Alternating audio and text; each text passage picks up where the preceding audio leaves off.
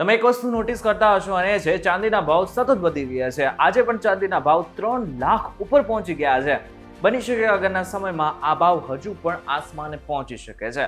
પરંતુ આ ચાંદીના ભાવ આટલા કેમ વધી રહ્યા છે અને શા માટે થઈને આગળના સમયમાં ચાંદીના ભાવ વધતા રહેશે, આ બધા જ પ્રશ્નોના જવાબ આજના ખાસ વિડીયોમાં મળવાના છે. એટલા માટે થઈને આજનો આ ખાસ વિડીયો તમારા માટે જ બનાવેલ છે. આ વિડીયો એકવાર પૂરો જોઈને જજો.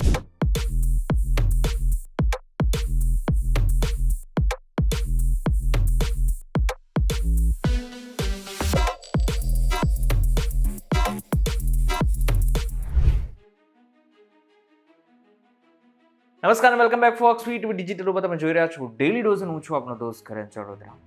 હવે આમ જોવા જઈએ ને તો ચાંદીના ભાવ છેલ્લા 5 વર્ષની અંદર 2025ના એન્ડિંગમાં સૌથી વધારે વધ્યા અને અત્યારે પણ આ ભાવ સતત વધી રહ્યા છે.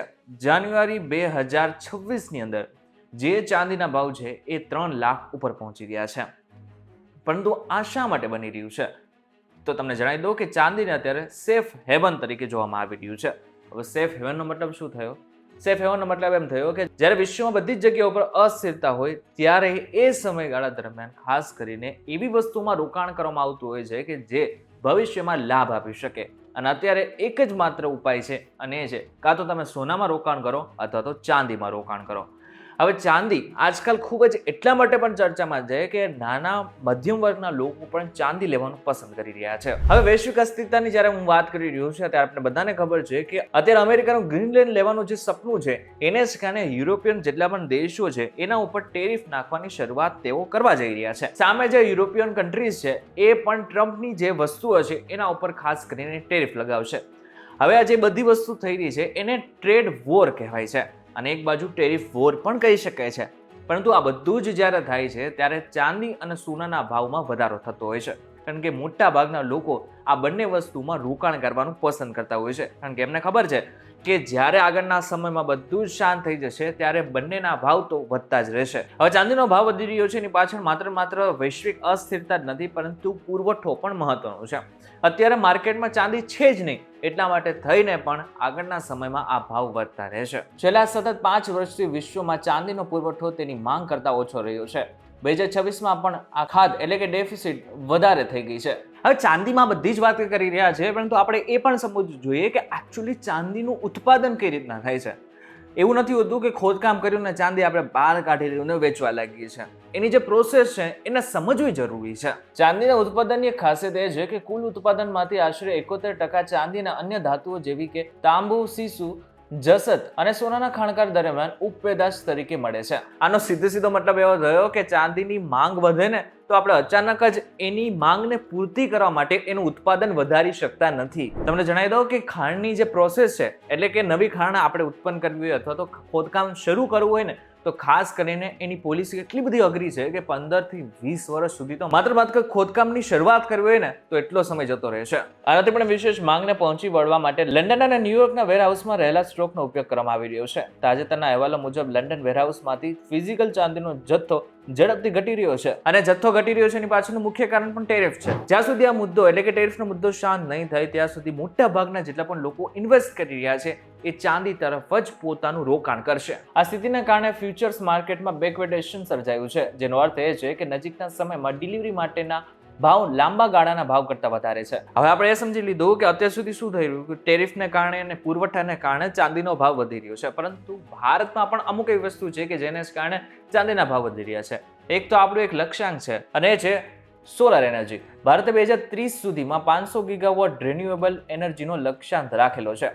સોલાર પેનલ્સમાં વિદ્યુત પ્રવાહ વહન કરવા માટે ચાંદીનો વ્યાપક ઉપયોગ થાય છે. એક અંદાજ પ્રમાણે એક સોલાર પેનલમાં લગભગ 20 ગ્રામ ચાંદીનો ઉપયોગ થાય છે.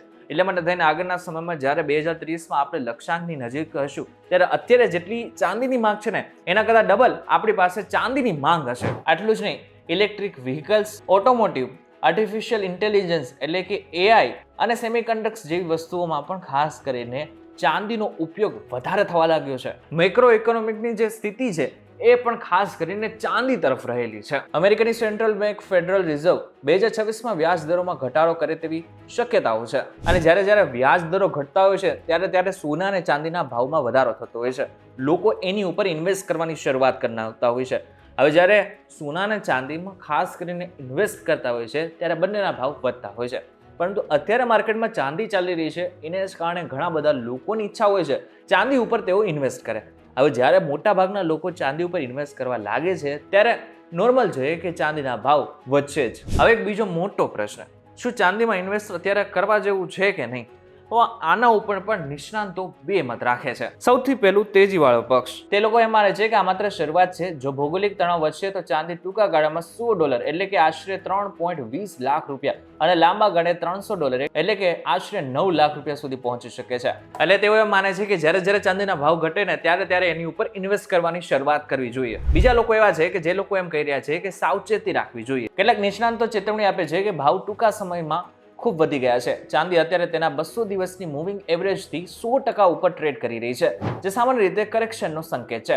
જો ઉદ્યોગો આટલા ઊંચા ભાવના કારણે વપરાશ ઘટાડે છે તો ભાવમાં 10 થી 20% ઘટાડો આવી શકે છે. તો આ દરમિયાન શું કરવું જોઈએ એનો પણ એક ઉપાય છે. જો ટૂંકા ગાળાનો ટાર્ગેટ હોય ને તો 3,15,000 થી 3,20,000 ચાંદી પહોંચી જાય ને તો એ જ સમયગાળામાં ખાસ કરીને ઇન્વેસ્ટ કરવું જોઈએ. જો મજબૂત સપોર્ટ લેવલ જોઈતો હોય તો ખાસ કરીને 2,85,000 થી 2,80,000 સુધી જ્યારે ભાવ પહોંચી જાય ત્યારે ખાસ કરીને એની અંદર ઇન્વેસ્ટ કરવું જોઈએ. અને જો તમારો ખરેખર લાંબા ગાળાનો ટાર્ગેટ છે તો જ્યારે ચાંદી 4 લાખ પ્લસ પહોંચી જાય ત્યારે ચોક્કસથી કરવું જોઈએ. પણ હવે ચાંદીમાં ઇન્વેસ્ટ કરવું છે તો કઈ રીતે? ખાલી ફિઝિકલ ચાંદી લઈ લે તો એનાથી ચાલશે તેવું નથી. અલગ અલગ રીતે તમે ચાંદીમાં ઇન્વેસ્ટ કરી શકો છો. જેમ કે ફિઝિકલ ચાંદી, જે ખૂબ સારું માનવામાં આવે છે. આની સાથે સાથે સિલ્વર ETF એટલે કે એક્સચેન્જ ટ્રેડ્સ ફંડ્સ, શેર બજારમાં રોકાણ કરતા લોકો માટે સિલ્વર ETF સૌથી વધુ લિક્વિડ અને પારદર્શક છે. ત્રીજું છે ડિજિટલ સિલ્વર અને ચોથું છે MCX ફ્યુચર્સ અને ઓપ્શન્સ. આ માત્ર અનુભવી ટ્રેડર્સ માટે છે જેઓ ઊંચું જોખમ ઉપાડી શકે છે. પરંતુ ઇન શોર્ટ વાત એટલી છે કે ચાંદીના ભાવ સતત વધી રહ્યા છે અને જો આવું થશે તો ચોક્કસથી આગળના સમયમાં જે સામાન્ય માણસ છે એમને ઘણી તકલીફ પડી શકે છે. ત્યારે હવે અમે તો તમને કહી દીધું કે શું કરવું જોઈએ ને શું ન કરવું જોઈએ, પરંતુ હા, તમારે નાનામાં નાનું રોકાણ કરવું છે તો તમારા નિષ્ણાતની સલાહ લઈને જ નાનામાં નાનું રોકાણ કરજો. આવા વિડીયો પસંદ આવે તો વિડીયો લાઈક અને શેર જરૂરથી કરજો. તથા જ ઇન્ફોર્મેટિવ વિડીયોઝ માટે VTV ડિજિટલ સાથે જોડાયેલા રહેજો.